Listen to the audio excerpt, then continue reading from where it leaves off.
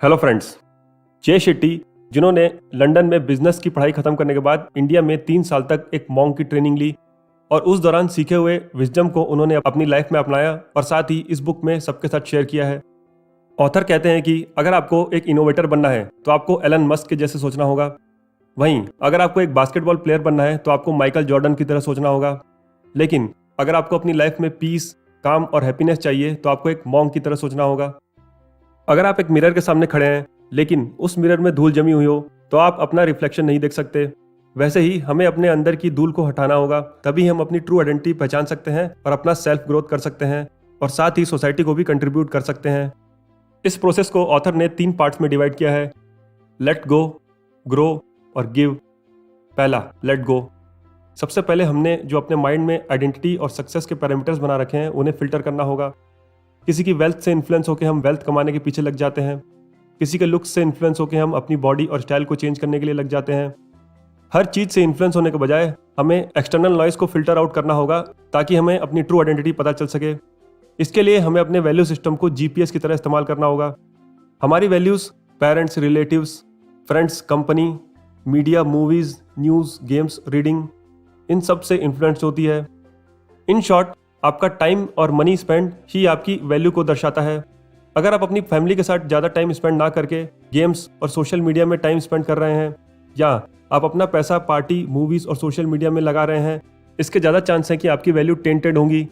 आपको अपनी लाइफ का एक ऑडिट करना होगा जिससे आपको पता चल सके कि आप अपने टाइम और पैसा दोनों को आप अपने वैल्यू सिस्टम के हिसाब से स्पेंड कर रहे हैं या नहीं। जब आपका वैल्यू सिस्टम स्ट्रांग होगा तभी आप लाइफ की नेगेटिविटी को दूर कर सकते हैं। ऑथर कहते हैं कि 3C, कंपेयरिंग, कंप्लेनिंग और क्रिटिसाइजिंग, ये तीनों माइंड के कैंसर हैं। अपने आप को दूसरों से कंपेयर करना, अपने पार्टनर के बारे में कंप्लेन करना, सोशल मीडिया में आर्ग्यू और क्रिटिसाइज करना, ये सब माइंड में नेगेटिविटी को बढ़ाता है। अगर हम किसी ग्रुप, कम्युनिटी या आइडियोलॉजी के मेंबर या फॉलोअर हैं, हमारा माइंड उस ग्रुप के आइडिया को सही मानने लगता है, चाहे वो गलत ही क्यों ना हो। इसे ग्रुप थिंकिंग बायस भी कहते हैं। किसी भी ग्रुप, कम्युनिटी या आइडियोलॉजी को फॉलो करने से हमारे अंदर उनके लिए बायस आ जाता है और उसे डिफेंड करने के लिए हम इमोशनल हो जाते हैं, जिससे नेगेटिविटी बढ़ने लगती है। इससे बचने के लिए ऑथर ने 3 ट्रिक्स बताए हैं। पहला, 25-75। अगर आप नेगेटिव लोगों को अवॉइड नहीं कर सकते तो कोशिश करें कि आपका केवल 25% टाइम ही उनके साथ स्पेंड हो।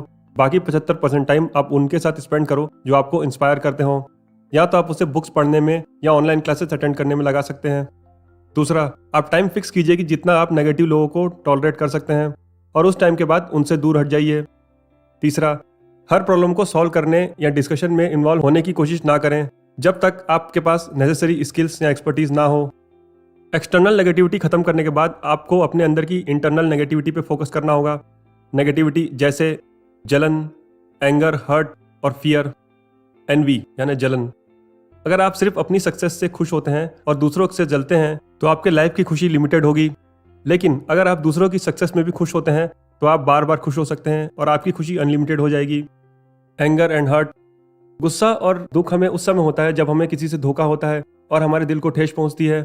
इस केस में गुस्सा या हर्ट होकर अपने सिस्टम को ही डैमेज करते हैं। इसके बजाय आपको ये सोचना चाहिए कि आप तो वर्दी और लवेबल हैं, लेकिन जिसने आपको धोखा दिया है वो आपको डिजर्व नहीं करता और उसे आप माफ कर दीजिए। फॉरगिवनेस आपके अंदर पीस लाएगा और आपकी इमोशनल एनर्जी को कंजर्व करेगा। फियर 2 प्रकार के होते हैं, यूजफुल फियर और हार्मफुल फियर। यूजफुल फियर जो हमें टेम्परेरी चैलेंजेस और सिचुएशन से अलर्ट रखता है, वहीं हार्मफुल फियर जैसे किसी चीज़ का या किसी अपने के चले जाने का डर। हार्मफुल फियर हमारे चीज़ों और रिलेशन से अटैचमेंट की वजह से होता है। हमें हमारे आसपास जो भी लोग और चीज़ें हैं उनके टेम्परेरी नेचर को समझना चाहिए, और जैसे आप एक वेकेशन को एंजॉय करते हैं ये सोचे बिना कि कुछ दिनों में वो खत्म होने वाला है, वैसे ही अपने आसपास की चीज़ों और रिलेशंस को आपको चेरिश करना चाहिए, ये सोचे बिना कि वो एक दिन चले जाने वाले हैं। अपने अंदर की धूल हटाने के बाद नेक्स्ट स्टेप आता है लाइफ में ग्रो। लाइफ में ग्रो करने के लिए आपको अपना पर्पस ढूंढना होगा। पर्पस ढूंढने के लिए ऑथर का फॉर्मूला है passion plus expertise plus usefulness is equal to dharma. यानी कि आपका नेचुरल टैलेंट जिसे आप मेहनत करके निखारते हैं और उसे लोगों को सर्व करने में इस्तेमाल करते हैं, वही आपका धर्मा है। साथ ही आपको ये समझना होगा कि आप दुनिया की हर प्रॉब्लम को सॉल्व नहीं कर सकते। जो आप नहीं कर सकते वो किसी और का धर्मा है। आपकी वीकनेस आपका फेलियर नहीं है, बल्कि वो किसी और का धर्मा है। लाइफ में ग्रो करने के लिए आपको अपने माइंड को कंट्रोल करना जरूरी है। Control your mind. माइंड दो टाइप के होते हैं, मंकी माइंड और मॉन्क माइंड। किसी जंगल की पेड़ की डाल अगर थॉट्स हैं और आपका माइंड अगर मंकी माइंड है तो वो एक डाल से दूसरे डाल कूदता जाएगा। वहीं मॉन्क माइंड अपने आप को स्थिर रखता है। इसी बात को भगवत गीता में भी बताया गया है। अगर आप चैरियट पे सवार हो तो उसकी लगान आपका माइंड है और उसके घोड़े आपके सेंसेस को अगर आपने कंट्रोल नहीं किया तो आपका माइंड डिस्टेबलाइज हो सकता है। इसे कंट्रोल करने और अपने माइंड को रीवायर करने का तरीका है कि अपने सेंसेस के इनपुट को कम कीजिए, अपने आप से पॉजिटिव सेल्फ टॉक कीजिए और एक्सट्रीम सिचुएशंस से एक्सपेरिमेंट कीजिए, जैसे कि fasting, social media boycott etcetera. आमतौर पे हमारा ईगो हमें लाइफ के मैटर्स में उलझाए रखता है, इसलिए नेक्स्ट जो हमें करना होगा वो होगा शेड योर ईगो। ईगो हमेशा चाहता है एक्नॉलेजमेंट, हर वक्त सही होने की ज़रूरत और दूसरों से बेहतर होने की ज़रूरत। एक बार 4 मॉन्क्स ने 7 दिनों तक कंप्लीट साइलेंस में मेडिटेट करने का प्रण लिया। दिन ढलने पर जब उनमें से एक मॉन्क ने लैंप नहीं जलाया तो पहले मॉन्क ने इम्पेशेंटली होकर उसे कहा, लाइट द लैंप। वहीं दूसरे मॉन्क ने जवाब दिया, तुमने साइलेंस तोड़ दिया। यह देखकर तीसरे मॉन्क ने कहा कि तुम दोनों ने साइलेंस तोड़ दिया। यह सुनकर चौथे मॉन्क ने स्माइल किया और बोला कि लगता है मैं ही हूं जो आखिरी तक साइलेंट था। दूसरों की गलती बताने के चक्कर में सब मॉन्क्स ने वही गलती की। दूसरों को क्रिटिसाइज करने के चक्कर में हम अपना स्टैंडर्ड खुद ही गिरा देते हैं। ट्रू ह्यूमिलिटी ये मानने में है कि हम परफेक्ट नहीं हैं और हर चीज़ नहीं कर सकते, बस हमारा इंटेंशन सही होना चाहिए। अपना सेल्फ ग्रोथ करने के लिए दिन का रूटीन बहुत ज़रूरी है। अगर हम सुबह देर से उठ के जल्दबाजी में घर से निकलते हैं तो हम दिन का सारा काम उसी जल्दबाजी में करते हैं और हमारा फोकस नहीं बन पाता। ऑथर कहते हैं कि हमें हर सुबह अपने तय समय से कुछ देर जल्दी उठना चाहिए और हर काम में माइंडफुलनेस लगानी चाहिए। जैसे कि अगर आप ब्रश करते हैं तो आपका सारा ध्यान अपने दांतों पे होना चाहिए, शावर लेते समय आपका सारा ध्यान शावर पे होना चाहिए।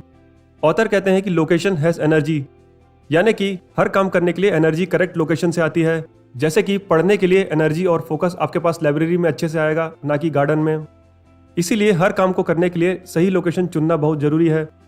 और टाइम हैज़ मेमोरी, हमारा subconscious mind auto pilot mode में चलता है। अगर हम कोई भी काम को एक ही टाइम रोज करते हैं तो उससे करने के लिए हमें ज़्यादा एफर्ट नहीं लगाना पड़ता। जैसे कि जय शेट्टी अपनी मॉन्क की ट्रेनिंग के दौरान रोज सुबह उठ के 3 से 4 घंटे मेडिटेशन करते थे और इसके लिए उन्हें किसी की मदद की ज़रूरत नहीं पड़ती थी। इसीलिए सेम काम को सेम लोकेशन और सेम टाइम में करने से हमारा प्रेजेंस ऑफ माइंड बना रहता है और हमें एफर्ट भी कम लगता है। अपने सेल्फ ग्रोथ करने के बाद हमें सोसाइटी को और अपने रिलेशंस को कंट्रीब्यूट भी करना चाहिए। इसके लिए हमें ग्रेटिट्यूड, सर्विस और लव पे फोकस करना चाहिए। न्यूरो साइंस में यह पाया गया है कि ग्रेटिट्यूड की फीलिंग ब्रेन में डोपामाइन जनरेट करती है और हमारी हैप्पीनेस लेवल बढ़ती है। इसलिए मॉन्क्स अपने दिन की शुरुआत धन्यवाद से करते हैं, नए दिन, नई सुबह और नेचर का थैंक्स करते हैं। ब्रायन एक्टन, जिन्होंने याहू में 11 साल तक काम किया, उसके बाद ट्विटर और फेसबुक दोनों के जॉब इंटरव्यूज में उन्हें रिजेक्ट कर दिया गया, लेकिन अपने ट्वीट्स में उन्होंने दोनों कंपनीज का इंटरव्यू के अपॉर्चुनिटी के लिए धन्यवाद किया और पार्ट टाइम में एक ऐप में काम करने लगे। कुछ सालों बाद उनका ऐप व्हाट्सएप $multi-billion डील में फेसबुक ने खरीद लिया और वो अमीर बन गए। रिजेक्शंस का अफसोस करने के बजाय हमें लाइफ में नई अपॉर्चुनिटीज़ के लिए होपफुल रहना चाहिए और अपनी कैपेबिलिटीज़ के हिसाब से प्रयास करते रहना चाहिए। अगर एक चम्मच साल्ट हम आधे ग्लास पानी में मिलाते हैं तो वो पीने में साल्टी लगेगा, लेकिन वही आधा चम्मच सॉल्ट अगर हम किसी नदी या रिवर में मिलाते हैं और एक ग्लास पानी निकाल के पीते हैं तो हमें पता भी नहीं चलेगा। सॉल्ट इस एग्जाम्पल में मोमेंट्री पेन की जैसे है और ग्लास या नदी आपका नज़रिया। जितना आपका नज़रिया एक्सपांड करेगा और लाइफ के अप्स एंड डाउन्स को एज अ होल देखेंगे, उतना ही आप आज के दुख और परेशानी को आसानी से हैंडल कर सकते हैं। लव एंड रिलेशनशिप्स, आमतौर पे 4 प्रकार के व्यक्तियों को ही हमें अपने जीवन में अलाउ करना चाहिए। कम्पिटेंट, जिनके पास एक्सपर्टीज और स्किल्स हो हमारी प्रॉब्लम सॉल्व करने के लिए। केयर, जो हमारी केयर करते हैं।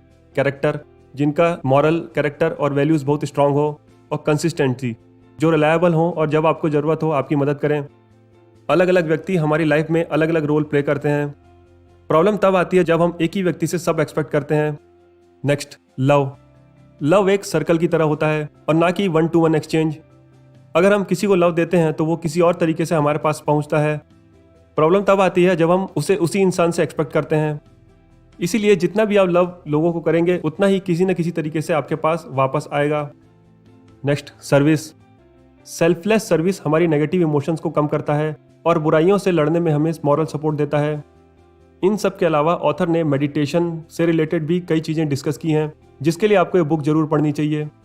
अगर आपको कुछ नया सीखने को मिला हो तो मुझे कमेंट करके जरूर बताएं। साथ ही वीडियो को लाइक